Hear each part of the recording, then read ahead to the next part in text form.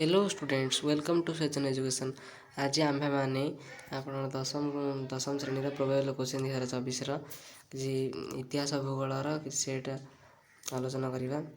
मनुष्य तार आवश्यकता पूरण पर विभिन्न प्राकृतिक वस्तु किपर विनियोग करता ना मनुष्य तार विभिन्न आवश्यकता पूरण पर प्राकृतिक वस्तु को प्रत्येक परोक्ष भाव विनियोग करता है। संबलर प्रथम विशेषता कौन? संबलर प्रथम विशेषता कौन? संबलर प्रथम विशेषता हूँ उपयोगिता। मृत्तिकार मुख्य उपादान कौन? मृत्तिकार मुख्य उपादान कौन? मृत्तिकार मुख्य उपादान हूँ सूक्ष्म शिलारेणु। जैवमंडल वायुमंडल केते उच्चता पर्यटन विस्तृत ना? जैवमंडल वायुमंडल 10,000 मीटर पर्यंत विस्तृत। केउ मानक उत्पादक कहुए? केउ मान उत्पादक कहुए? उत्पादक आम उद्भिद मान कहते उत्पादक उद्भिद मान कहुए। केउ फल मरु अंचल अधिवासी मुख्य खाद्य? मरु अंचल अधिवासी मुख्य खाद्य हूँ खजुरी। से तो कमला सेव अखरोट मिले नहीं। खजुरी हूँ मरु अंचल मुख्य खाद्य। दांतर छिद्र न होगापी दंत मंजन कौन व्यवहार कराए? दांतरे छिद्र न होगापी दंत मंजन फ्लोराइड व्यवहार कराए। केउं खनिज इलेक्ट्रिक बल्ब प्रस्तुत व्यवहृत हुए? इलेक्ट्रिक बल्ब प्रस्तुति आम बक्साइड खनिज व्यवहार होता है। बक्साइड खनिज इलेक्ट्रिक प्रस्तुति व्यवहृत होता है इलेक्ट्रिक बल्ब। केउं प्रकार भूमि रे पीट कोयला सृष्टि होता है? पीट कोयला आमर जलाकीर्ण भूमि रे आमर पीट कोयला प्रस्तुत होता है।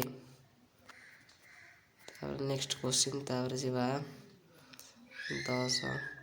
केउं देशर मुंड पिछा आय अपेक्षाकृत अधिक? जापान। नहीं कहीं सी हूँ एक विकसित देश। आर्थनैतिक विकास सह केउंटी जड़ित नुहे? आर्थनैतिक विकास सह जनसंख्यार अभिवृद्धि जड़ित नुहे। चाहिदा आकर्षण मुद्रास्फीति द्वारा किए लाभवान होइथांती? उत्पादनकारी माने चाहिदा आकर्षण मुद्रास्फीति द्वारा लाभवान होइथांती। असाधु व्यवसायी माने चारे केउं द्रवण अपमिश्रित करथांती? असाधु व्यवसायी माने चारे चमड़ा गुंड द्रव्य अपमिश्रित करथांती। नागालैंड रे स्थानांतरित कृषि को कौन कहुए? नागालैंड रे स्थानांतरित कृषि को झुम कहुए। नागालैंड रे स्थानांतरित कृषि को केउंटा रोपण कृषि? रोपण कृषि हूँ चाहा। मक्का धान बाजरा तो आमर सी है शस्य उत्पादन कृषि रोपण कृषि हूँ चाहा। भारतर केउं राज्य में लिचु अधिक परिमाण मिले? बिहार। भारतर बिहार लिचु अधिक परिमाण मिले। केउंटा घरोई शिल्पर उदाहरण नुहे? घरोई शिल्प रिलायंस टाटा लॉज बजाज ऑटो किंतु ऑयल इंडिया घरोई शिल्प नुहे। Oil India is right. केउंठारे जहाज निर्माण कारखाना नहीं? जहाज निर्माण कारखाना आमर भुवनेश्वर नहीं। कोची मार्मागांव विशाखापट्टनम रही। क्या भारतर प्रवेश द्वार कहुए? मुंबई। मुंबई हूँ भारत प्रवेश द्वार। साधारण समय शुखिला रही भूभाग जलमग्न है कौन कहुए? आम तो पढ़ी जलवायु विपदीय परिचालन यह हूँ बन्या। बन्या कौन? साधारण समय शुखिला रही भूभाग जलमग्न होगले बन्या कही था। मझे मझे वर्षा हेल्ले डेस्र तीव्रतार परिवर्तन होता है। मरुटी जो तीव्रता होती तार टे कमी जाए मझे मझे वर्षा हुए तेज। उद्योग सृष्टि करने प्रक्रिया कौन कहुए? उद्योग सृष्टि करने प्रक्रिया को औद्योगिक कहुए। नेक्स्ट क्वेश्चन कहला प्रदत्त भारतर मानचित्र चिन्हित अंचल 1 2 और 3 1 2 ये तो 3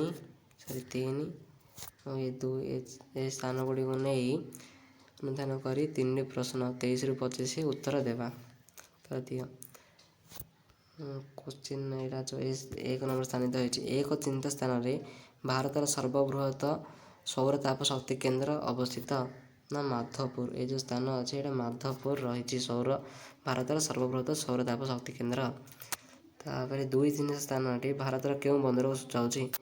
जो रहा आमर 2 चिन्हित स्थान यहाँ केउं बंदर भारतर सूचाऊँगी ना? यह आमर कोची बंदर को सूचाऊँगी। 3 चिन्हित स्थान में भारतर केउं लौह इस्पात शिल्प अवस्थित? ए 3 स्थान में भारतर केउं लौह इस्पात शिल्प अवस्थित ना? ये 3 चिन्हित स्थान में भारतर आमर TISCO Tata iron and steel company जहाँकि 3 चिन्हित स्थान में अवस्थित। ତାପରେ କହିବା ଇତିହାସ ରାଜନୀତି ବିଜ୍ଞାନ। ଭାରତରେ ମହାତ୍ମା ଗାନ୍ଧୀଙ୍କ ସତ୍ୟାଗ୍ରହ ପ୍ରଥମେ କେଉଁଠାରେ ସଂଗଠିତ ହୋଇଥିଲା? ଆମେ ଜାଣିଛେ ସମସ୍ତେ ଚମ୍ପାରଣଠାରେ ସଂଗଠିତ ହୋଇଥିଲା। କେଉଁଠାରେ ସୁଭାଷ ଚନ୍ଦ୍ର ବୋଷ ଆଜାଦ ହିନ୍ଦ ରେଡ଼ିଓ ପ୍ରତିଷ୍ଠା କରିଥିଲେ? ଆଜାଦ ହିନ୍ଦ ରେଡ଼ିଓର ପ୍ରିଣ୍ଟ ମିଷ୍ଟେକ୍ ହେଇଛି, ଅପସନ୍ ଦେଇନି। ଆଜାଦ ହିନ୍ଦ ରେଡ଼ିଓ ପ୍ରଥମେ ସୁଭାଷ ଚନ୍ଦ୍ର ବୋଷ ଜର୍ମାନୀ କ'ଣ ନା ଜର୍ମାନୀରେ ପ୍ରତିଷ୍ଠା କରିଥିଲେ ଆଜାଦ ହିନ୍ଦ ରେଡ଼ିଓ। ତାପରେ ଆମେ ଦେଖିବା କେବେ ମିଳିତ ସଂସଦୀୟ କମିଟି ଗଠିତ ହୋଇଥିଲା? 1933 ମସିହାରେ ମିଳିତ ସଂସଦୀୟ କମିଟି ଗଠିତ ହୋଇଥିଲା। ଟି ରେଭେନ୍ସା କେଉଁଠାରେ ନୂତନ ନଦୀବନ୍ଧ ନିର୍ମାଣ କରିଥିଲେ? ବାଙ୍କିଆବାଳି। ଅପସନ୍ ଦେଖ, ଅପସନ୍ ବି ବାଙ୍କି। ତାପରେ ଯିବା 30 ନମ୍ବର। କେଉଁଠାରେ ଉତ୍କଳ ସଭା ଗଠିତ ହୋଇଥିଲା? ଉତ୍କଳ ସଭା କଟକଠାରେ ଉତ୍କଳ ସଭା ଗଠିତ ହୋଇଥିଲା। ସମ୍ବଲପୁର କେଉଁ ନୀତି ଦ୍ୱାରା ଇଂରେଜମାନଙ୍କ ଦ୍ୱାରା ଅଧିକୃତ ହୋଇ କେନ୍ଦ୍ରୀୟ ପ୍ରଦେଶରେ ମିଶିଲା? ସମ୍ବଲପୁର ଆମର ରାଜସ୍ୱ ଲୋପ ନୀତି ଦ୍ୱାରା ଇଂରେଜମାନଙ୍କ ଦ୍ୱାରା ଅଧିକୃତ ହୋଇ କେନ୍ଦ୍ରୀୟ ପ୍ରଦେଶରେ ମିଶିଲା। 1934 ମସିହାରେ କେଉଁ ଓଡ଼ିଆ ନିର୍ମାତାଙ୍କ ପରଲୋକ ହୋଇଥିଲା? 1934 ମସିହାରେ ଆମର ମଧୁସୂଦନ ଦାସ ଓଡ଼ିଆ ନିର୍ମାତାଙ୍କ ପରଲୋକ ହୋଇଥିଲା, ଯିଏ ପ୍ରଥମ ବାରିଷ୍ଟର, ପ୍ରଥମ ବିଲାତ ଯାତ୍ରୀ ଓ ପ୍ରଥମ ଓକିଲ ଥିଲେ ଓଡ଼ିଶାର। ଭାରତ ଛାଡ଼ ପ୍ରସ୍ତାବ କିଏ ଆଗତ କରିଥିଲେ? ଜବାହରଲାଲ ନେହେରୁ ଭାରତ ଛାଡ଼ ପ୍ରସ୍ତାବ ଆଗତ କରିଥିଲେ। ଲକ୍ଷ୍ମଣ ନାୟକଙ୍କୁ କେଉଁଠାରେ ଫାଶୀ ଦିଆଗଲା? ଲକ୍ଷ୍ମଣ ନାୟକଙ୍କୁ ବ୍ରହ୍ମପୁର ଜେଲରେ ଫାଶୀ ଦିଆଯାଇଥିଲା। ମିଜୋରାମ କେତେ ମସିହାରେ ରାଜ୍ୟ ପାହ୍ୟାକୁ ଉନ୍ନୀତ ହୋଇଥିଲା? ମିଜୋରାମ 1986 ମସିହାରେ ରାଜ୍ୟ ପାହ୍ୟାକୁ ଉନ୍ନୀତ ହୋଇଥିଲା। ଭାରତୀୟ ସଂସଦର ନିମ୍ନ ସଦନର ନାମ କ'ଣ? ଭାରତୀୟ ସଂସଦର ନିମ୍ନ ସଦନର ନାମ ଲୋକସଭା। ଏଇଟା ଟିକେ ଡାଉଟ୍ ଅଛି, ଏଇଟା ଆପଣ ବହି ଚେକ୍ କରିପାରନ୍ତି। ନିର୍ବାଚନରେ ପ୍ରାର୍ଥୀମାନଙ୍କୁ କିଏ ନିର୍ବାଚନ ସଂକେତ ପ୍ରଦାନ କରିଥାନ୍ତି? ନିର୍ବାଚନ ଆୟୋଗ ନିର୍ବାଚନ ପ୍ରାର୍ଥୀମାନଙ୍କୁ ନିର୍ବାଚନ ସଂକେତ ପ୍ରଦାନ କରିଥାନ୍ତି। ଅପରେସନ୍ ଗୁଲମାର୍ଗ କେଉଁ ରାଜ୍ୟ ଦଖଲ କରିନେବା ପାଇଁ ଅଭିପ୍ରେତ ଥିଲା? ଅପରେସନ୍ ଗୁଲମାର୍ଗ କାଶ୍ମୀର ରାଜ୍ୟ ଅଭିଭୂତ କରିଦେବା ପାଇଁ ପାକିସ୍ତାନ ଲୋକମାନଙ୍କ ଦ୍ୱାରା ହୋଇଥିଲା। 1947 ଅଗଷ୍ଟ 10 ତାରିଖ ଦିନ ପ୍ରଜାମଣ୍ଡଳର ଏକ ସମ୍ମିଳନୀ କେଉଁଠାରେ ଆହୁତ ହୋଇଥିଲା? 1947 ଅଗଷ୍ଟ 10 ତାରିଖ ଦିନ କଟକଠାରେ ପ୍ରଜାମଣ୍ଡଳର ଏକ ସମ୍ମିଳନୀ ଆହୁତ ହୋଇଥିଲା। କେଉଁ ଗଡ଼ଜାତ ରାଜ୍ୟଟି କ ଶ୍ରେଣୀଭୁକ୍ତ ନଥିଲା? କେଉଁ ଗଡ଼ଜାତ ରାଜ୍ୟଟି କ ଶ୍ରେଣୀଭୁକ୍ତ? ଏ ତିଗିରିଆ, ଯେଉଁଥିରେ ଗ ଗଡ଼ଜାତ ଶ୍ରେଣୀଭୁକ୍ତ ଥିଲା କିନ୍ତୁ କ ନଥିଲା। Professor PC. ମହାଲାନୋବିସ୍ କେଉଁ ପଞ୍ଚବାର୍ଷିକ ଯୋଜନାର ରୂପରେଖ ପ୍ରସ୍ତୁତ କରିଥିଲେ? ଦ୍ୱିତୀୟ ପଞ୍ଚବାର୍ଷିକ ଯୋଜନାର ରୂପରେଖ ପ୍ରସ୍ତୁତ କରିଥିଲେ ପ୍ରଫେସର ମହାଲାନୋବିସ୍। କେଉଁଟା କ୍ଷେପଣାସ୍ତ୍ର ନୁହେଁ? କ୍ଷେପଣାସ୍ତ୍ର ଆମର ଅପ୍ସରା ହେଉଛି ଏକ କ୍ଷେପଣାସ୍ତ୍ର ନୁହେଁ। ଶ୍ରୀ ଜଗନ୍ନାଥ ସଂସ୍କୃତ ବିଶ୍ୱବିଦ୍ୟାଳୟ କେବେ ପ୍ରତିଷ୍ଠା କରାଯାଇଥିଲା? ଶ୍ରୀ ଜଗନ୍ନାଥ ସଂସ୍କୃତ ବିଶ୍ୱବିଦ୍ୟାଳୟ 1981 ମସିହାରେ ପ୍ରତିଷ୍ଠା କରାଯାଇଥିଲା। କେନ୍ଦ୍ରୀୟ ଧାନ ଗବେଷଣା କେନ୍ଦ୍ର କେଉଁଠାରେ ଅଛି? କେନ୍ଦ୍ରୀୟ ଧାନ ଗବେଷଣା କେନ୍ଦ୍ର କଟକଠାରେ ରହିଛି।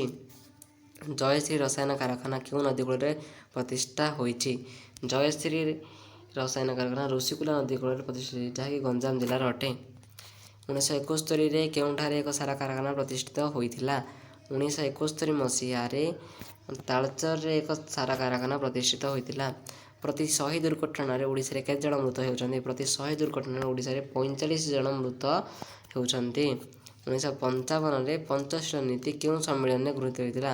1955ରେ ପଞ୍ଚଶୀଳ ନୀତି ବାନ୍ଦୁକ ସମ୍ମିଳନୀରେ ଗୃହୀତ ହୋଇଥିଲା। ତମ ନବମ କ୍ଲାସରେ ଥିଲା ଏବଂ 10ମ କ୍ଲାସରେ ମଧ୍ୟ ଦେଇଛି ବାନ୍ଦୁକ ସମ୍ମିଳନୀ। ମ୍ୟାକ୍-ମୋହନ ରେଖା କେଉଁ ଦୁଇଟି ଦେଶର ସୀମା ରେଖା ନିର୍ଦ୍ଧାରଣ କରିଥାଉଛି? ଆମର ଚୀନ ଆଉ ଭାରତ ମଧ୍ୟରେ ମ୍ୟାକ୍-ମୋହନ ସୀମାରେଖା ଦୁଇଟି ଦେଶର ମ୍ୟାକ୍-ମୋହନ ରେଖା କେଉଁ ଦୁଇଟି ଦେଶର ସୀମାରେଖା? ଚୀନ ଆଉ ଭାରତର ମ୍ୟାକ୍-ମୋହନ ସୀମାରେଖା। ସାର୍କର ମୁଖ୍ୟ କାର୍ଯ୍ୟାଳୟ କେଉଁଠାରେ ଅବସ୍ଥିତ? ସାର୍କର ମୁଖ୍ୟ କାର୍ଯ୍ୟାଳୟ ଢାକାଠାରେ ଅବସ୍ଥିତ। ପିଲାମାନେ ପ୍ରତି ସନ୍ଧ୍ୟାରେ ଆମେ ଆପଣଙ୍କ ପାଇଁ ଆଜି ଇତିହାସ ଭୂଗୋଳ ଥିଲା, କାଲି ଇଂଲିଶ, ପରଦିନ ହିନ୍ଦୀ, ଏପରି ସବଜେକ୍ଟ ପଠାଇ ଦିଆଯାଉଛି। ତେଣୁ ଲାଇକ୍ ଓ ସବସ୍କ୍ରାଇବ୍ କରି ରଖନ୍ତୁ ଆମ ଚ୍ୟାନେଲକୁ।